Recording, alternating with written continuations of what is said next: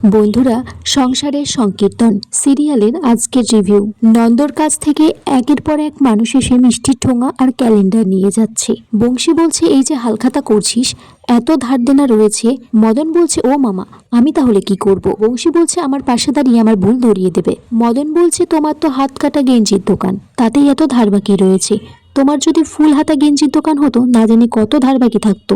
তখন একজন লোক এসেছে, তার 200 টাকা বাকি রয়েছে, কিন্তু সে কোনো টাকাই না দিয়ে মিষ্টির ঠোঙা নিয়ে চলে গেছে।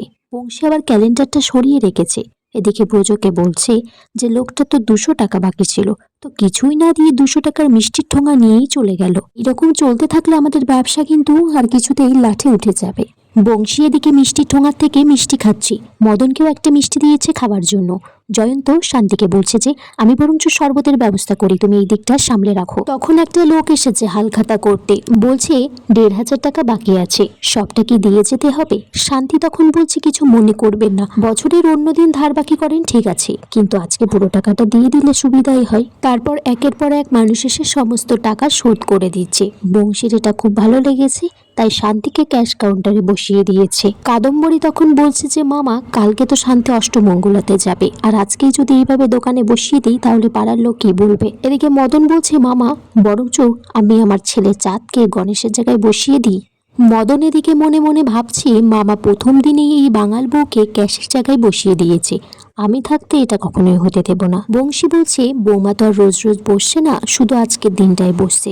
এদিকে শান্তির দুটো বান্ধবী ভিডিও করছে, বলছে আমি আজকে এসেছি ডালকাটার সব থেকে বিখ্যাত গেঞ্জির দোকানে। এদিকে শান্তির বাড়ি থেকে সকলে এসেছে। শান্তির মা শান্তিকে এইভাবে ক্যাশ কাউন্টারে বসতে দেখে ভাবছে, মেয়েটা আমার কত সংসারী হয়ে গেছে। শান্তি তারপর তার বাড়ির লোককে দেখে খুব খুশি হয়েছে। তার মা বলছে যে তুই তো নিমন্ত্রণ করবি না, তোর শ্বশুর মশাই আসতে বললেন, আর আমাদের জামাইও না বলেছে আসতে। বংশী বলছে, এটা আমাদের বনেদি পরিবার, সবাই মিলে অনুষ্ঠানের দিন আসবে, এটাই তো নিয়ম আছে, আপনারাই তো আমাদের কুটুম, আমার ছেলে শ্বশুর বাড়ির লোক, আমার বৌমার বাপের বাড়ির লোক। মদন তখন বলছে যে মামা, কথাটা তো একই হলো।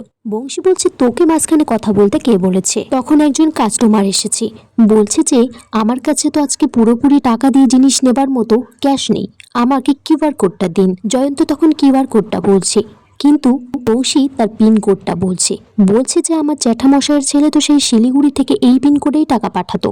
জয়ন্ত তখন বলছে, বাবা এটা ফোন থেকে অ্যাকাউন্টে টাকা পাঠানো যায়। বংশী তখন ফোন থেকে সুইচের ফোন বার করেছে পকেট থেকে। তখন জয়ন্ত বলছে, বাবা এই ফোনটা দিয়ে তো আর হবে না। বংশী এদিকে মনে মনে ভাবছে, বৌমা বাঙাল হলে কি হবে, বুদ্ধি আছে মাথায়। বংশী তারপর সকলকে নিয়ে বাড়িতে ফিরেছে। তার মাকে বলছে, শান্তির বাড়ির লোককে বলছে যে আপনারা এসেছেন, খুব খুশি হয়েছি। নিমন্ত্রণ করাটা যেমন কর্তব্য, সেরকম নিমন্ত্রণ রক্ষা করাটাও কর্তব্য। বংশী তারপর কাদম্বরীকে বলেছে এদের জন্য ভালো ভালো রান্না করতে, কিন্তু শান্তি বলছে যে সবাই আজকে খাটাখাটনি করেছে, খাবারটা অনলাইনে অর্ডার করি। বংশী তখন বলছে, না না, আমাদের বাড়িতে তো কেউ কখনো লাইনে দাঁড়িয়ে খাবার খাইনি কখনো।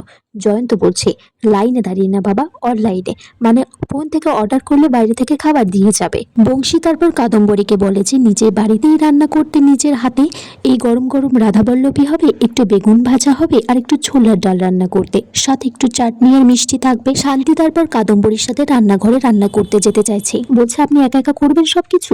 তখন কাদম্বরী বলছে যে কতদিন পর তোমার বাড়ির লোক এসেছে, তুমি বরঞ্চ তাদের সাথে একটু সময় কাটাও। তখন শান্তির মা মনে মনে ভাবছে, শান্তির পরিবারের লোকজন সত্যিই শান্তিকে হয়তো খুবই ভালোবাসে। বংশী তারপর বলে যে ব্রজকে সমস্ত বাড়ি ঘর তাদেরকে ঘুরিয়ে দেখার জন্য। এদিকে মদন বলছে, আমার তখন একটাই ভয়, এই বাড়ি ঘর সমস্ত নিয়ম কানুন না বদলে যায়।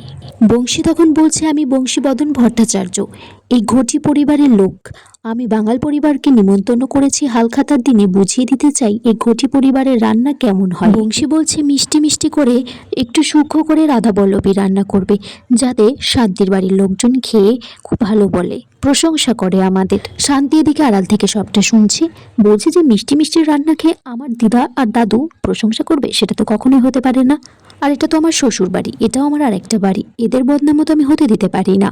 বন্ধুরা, এখানেই আজকের পর্ব শেষ হয়ে যায়। তোমরা কমেন্টস করে জানিও কেমন লেগেছে আজকের পর্বটা।